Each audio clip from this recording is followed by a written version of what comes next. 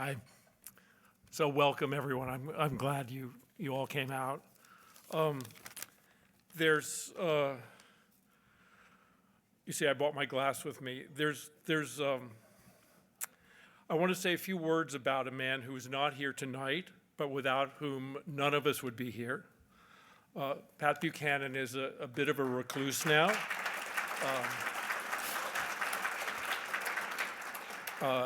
He's still a regular columnist, but he's 13 years or so older than me, and I feel pretty old.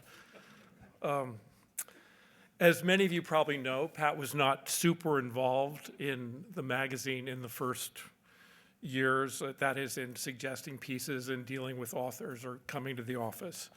At the time, he was writing a regular column and writing a book every 2 years and having a daily show on MSNBC, believe it or not, which is enough work for anyone. But TAC would not have existed without Pat.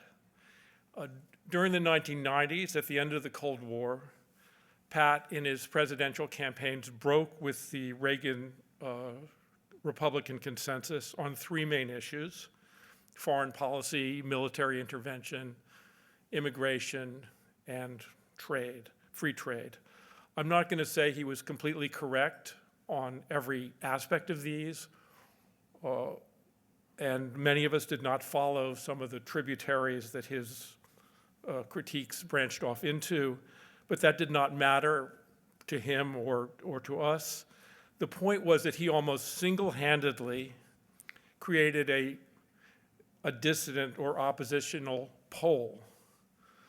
It seemed almost weird at first. I remember in 1992, I was at the New York Post, and one of his campaign aides came for lunch, and we talked about foreign policy and how NATO had maybe beginning to outlive its usefulness or had been, and it seemed honestly nuts to me. And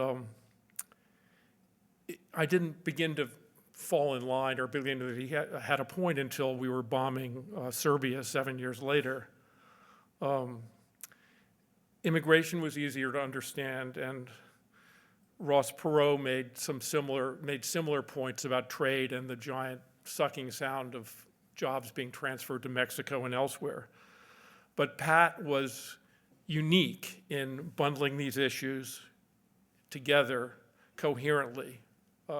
No one else with any kind of platform was doing that. Now, of course, these ideas are more mainstream. Donald Trump was more or less elected on them, whether or not, probably not, mostly in my view, he would do anything concrete to advance them.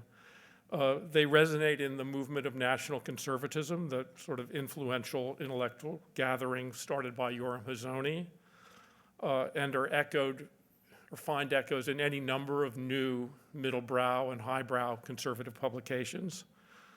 They form more or less the bedrock of conservative populism, which, as we know, is an international movement.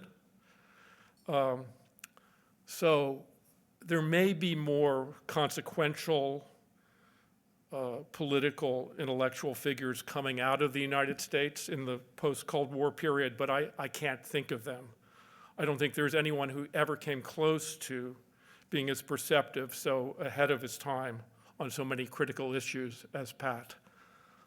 So for being ahead of your time, you get attacked, and Pat was regularly, often viciously, often unfairly.